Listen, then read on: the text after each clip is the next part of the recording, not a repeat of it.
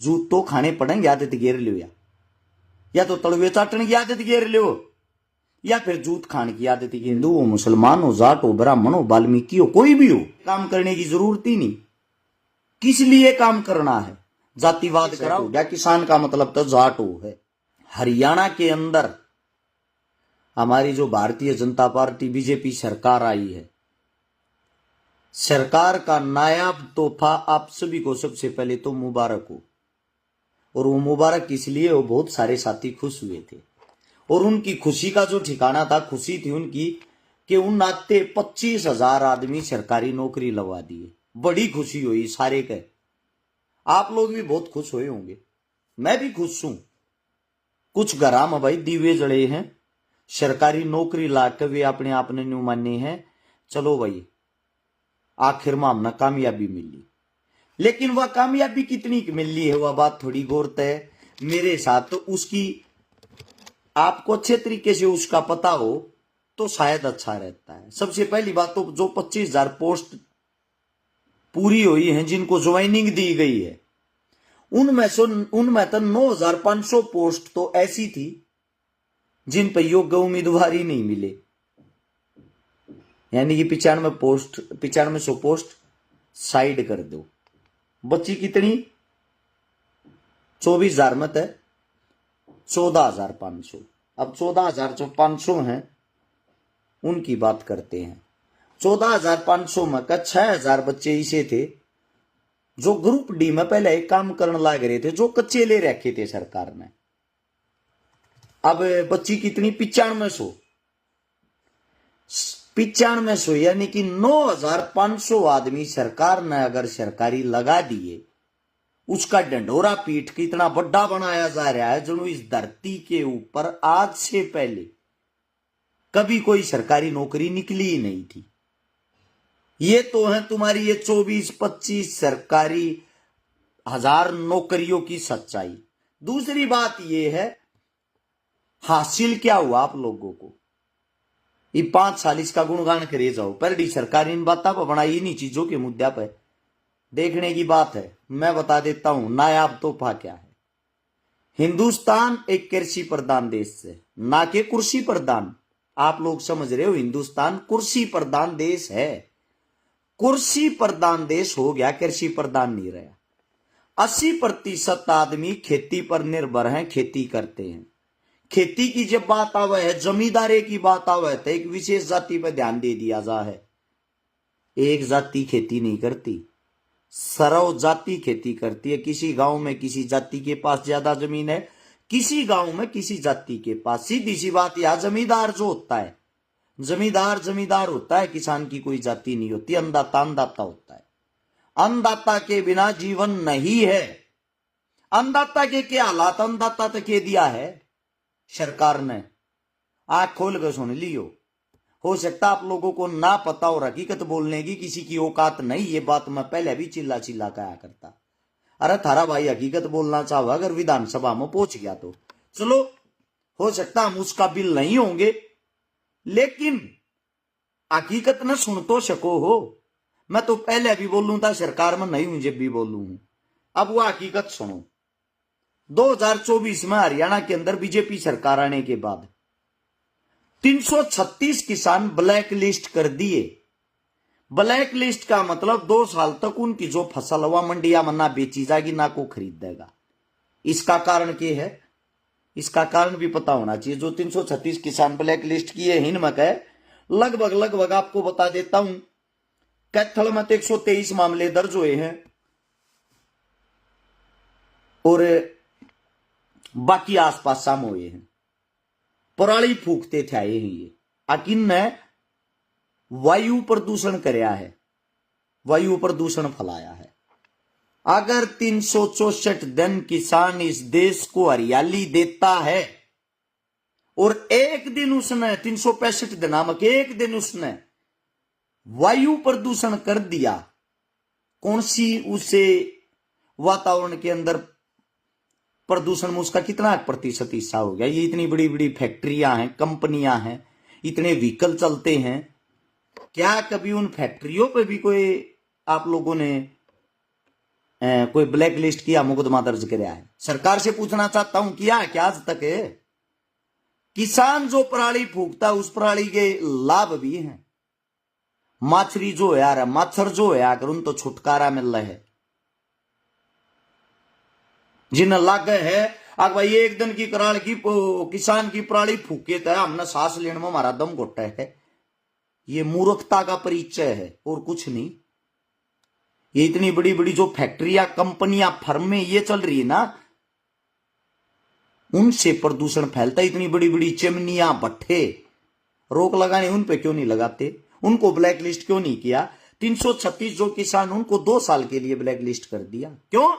क्योंकि उनकी आवाज सुनने वाला, उनकी आवाज उठाने वाला, उनकी आवाज लड़ने वाला कोई है ही नहीं।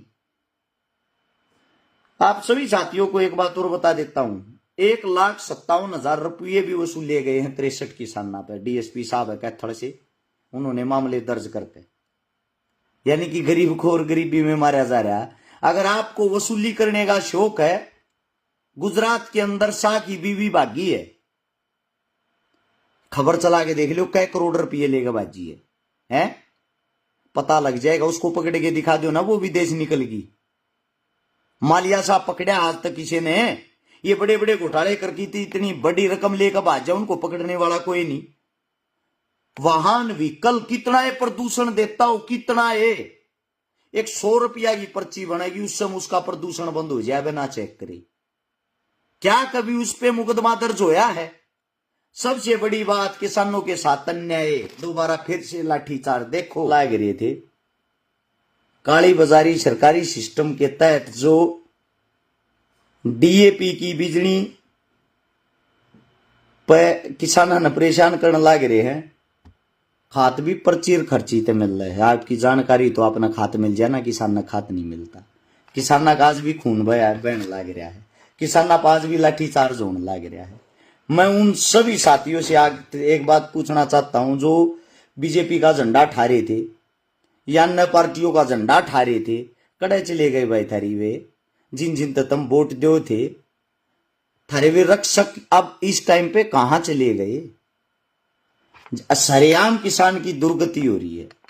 अगर कोई भाई राजी हो रहा हो बीजेपी सरकार आएगी, बीजेपी यो कर देगी, उस टाइम पर जब हम वोट मांगने जा रहे थे हमारे पे एक ठप्पा मार रखा था, तो बीजेपी ने ठा रखी है, वो यार छकारा सबसे पहले इसी सरकार के खिलाफ उन्हीं मुद्दों पे बात कर रहा है जिन मुद्दों पे बातें करने की तुम्हारे नेताओं की औकात नहीं है। मैं आप सभी साथियों से एक बात पूछना चाहता हूं, जब किसान ही नहीं रहेगा, अन्नदाता ही नहीं रहेगा, रोटी कहां से आएगी, अन्न कहां से आएगा? देश को चलाने वाले को पीटा जा रहा है, अन्नदाता की दुर्गति हो रही है। खाद उन्हें नहीं मिल रहा, बीज उन्हें नहीं मिल रहा, रेट उन्हें नहीं मिल रहा, फसल उनकी नहीं खरीदी जा रही, पराली वे नहीं चला सकते, जबरदस्ती बैंकों में जमीन उनकी कुड़क करी जा रही है, पैसा उनसे वसूल किया जा रहा है, मुकदमे उन पर लगाए जा रहे हैं। इससे बड़ा जुल्म और क्या होगा? सलाम करता हूं उन मूर्खों को जो अब भी नारे लगाते हैं बीजेपी जिंदाबाद, बीजेपी ये, बीजेपी वो। आप सभी साथियों को बता देता हूं, जो मेरे किसान भाई हैं वे किसी एक जाति से नहीं आते। जिनको जातिवाद का कीड़ा हो रहा है, जिनका न्यू हो रहा है, आगे लोगों की एक माइंड सेट हो गया। वो माइंड किस प्रकार से सेट हो गया? किसान का मतलब तो जाट हो है, 35 से कर रखा कि जो जाट्स हैं उनका बुरा करे जाओ। बीजेपी के दिमाग में बढ़ रही है बात, उनके पीछे लागे रहो। जो 35 जाति हुआ थारे तो अपने आप राजी हुई रहेगी। 35 सन पकड़ लो, एक का लात मार दो, 35 सन राजी करती, एक वो मुकदमा कर दो। या तो है हरियाणा की स्ट्रेची, हरियाणा से अगर आप बाहर जाओगे मुसलमाना के सर पर चढ़ जाओ, हिंदुआ का झंडा ठा लो, मुसलमाना ने टारगेट करे जाओ, हिंदुआ ने राजी करे जाओ। काम करने की किसी ने कोई जरूरत नहीं। सबसे बुरी बात है ये। आप सभी साथियों को बता देता हूं, जब राजा बनाया जाता है, राजा न्यायप्रिय होता है, उसके लिए सब एक समान होते हैं। हिंदू हो, मुसलमान हो, जाट हो, ब्राह्मण हो, वाल्मीकि हो, कोई भी हो। यहां आके जातिवाद का खेल इसलिए खेला जाता है हमारी राजनीति ऐसी होगी, कृषि प्रधान से छोड़कर कुर्सी प्रधान पा गए हैं, हमें काम करने की जरूरत ही नहीं। किस लिए काम करना है? जातिवाद कराओ वोट पाओ, हिंदू मुसलमान कराओ वोट पाओ, मंदिर मस्जिद कराओ वोट पाओ, के भड़क रहेगी भाई काम करने की? अमीर अमीर होता जा रहा है, गरीब दिन पे दिन और गरीब होता जाने लग रहा है। किसाना के पल्ला तो भाई गांठ बांध लो, सरकारी बाई आई है, पूर्ण बहुमत आ रही है, वोट तुम मंदे रहेगी किसी और ने नहीं। जूत तो खाने पड़ेंगे, आदत गेर लो, या तो तड़वे चाटने की आदत गेर लो, या फिर जूत खाने की आदत गेर लो। हमारे जैसे जो थे जिन्होंने कोशिश करी लड़ांगे, लड़का अगर विधानसभा में पहुंच गया, अपने के लिए हक की आवाज उठाओगे, वो आवाज वहां तक तो आप लोगों ने पता नहीं किस कारण से नहीं पहुंचने दी। उस टाइम पर तो दो चीज दिखने लग रही थी, कांग्रेस बीजेपी। उड्डा साहब आने लग रहे हैं, उड्डा साहब ना हार जा। आप सबसे पूछना चाहता हूं भाई, वही उड्डा साहब, वही नायब सिंह सैनी, सुभाष बराड़ा, फोटो भी देखा होगा, एक साथ बैठ कर खाना खाओ थे, एक साथ बैठ कर हंसे थे, एक दूसरे ने बधाई दी थी। लेकिन जो आप लोग हो, आप लोग आज भी मुंह सजाए बैठे हो। इन हमारे कहीं तो बीजेपी की वोट नहीं दी, इन हमारे कहीं तो कांग्रेस की वोट नहीं दी। ये सब पर्दे के पीछे एक, इनका ना तो आज तक काम रुक क्या, ना जिंदगी में रुक सकता। कोई भी सरकार आओ, कोई भी जाओ, हारा हुआ नेता भी जीते हुए नेता के समान ही है। लड़ाई होती है आप लोगों की और हमारी। आप लोगों के सामने एक बात और भी बता देता हूं, विधानसभा के अंदर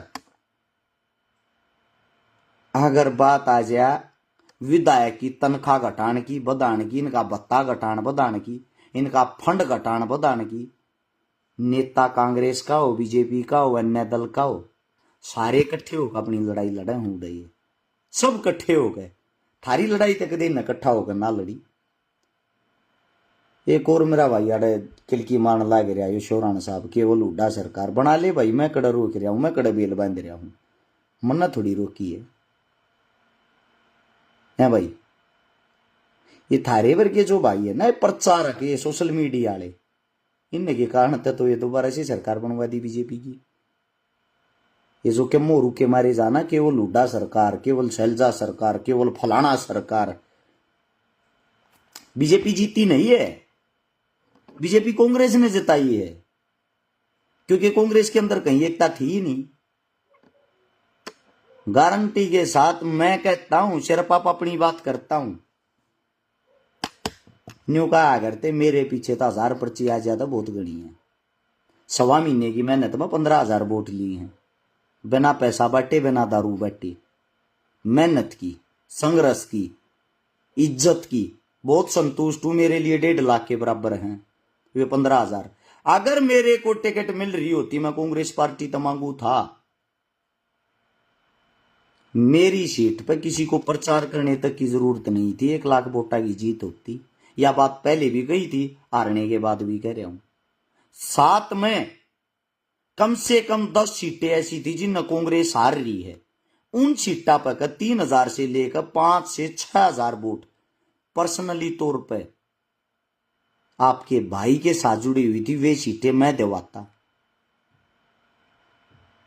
सरकार अपने आप बन जाती। सरकार आ रही अपने अहंकार में, अपने घमंड में।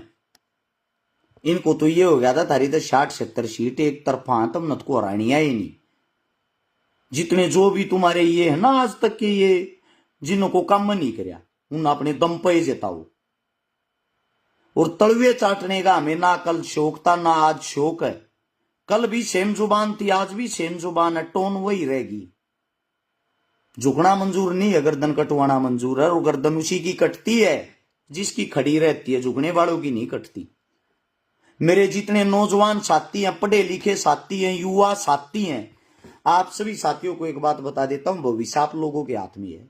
जब अकेला रस शिकारा इतनी बड़ी बड़ी पार्टियों के सामने, इतने बड़े बड़े दिग्गज नेताओं के सामने, इतने बड़े अरब खरबपतियों के सामने खड़ा हो गए और 15,000 वोट ले सकता है मेरे भाइयों। जहां आप लोगों के अंदर टैलेंट है, आप लोग अपने दम पर सरकार बना सकते हो, आने वाले नेता तैयार कर सकते हो, अपने हक की आवाज उठा सकते हो, इस जातिवाद को खत्म कर सकते हो, ये बता देता हूं।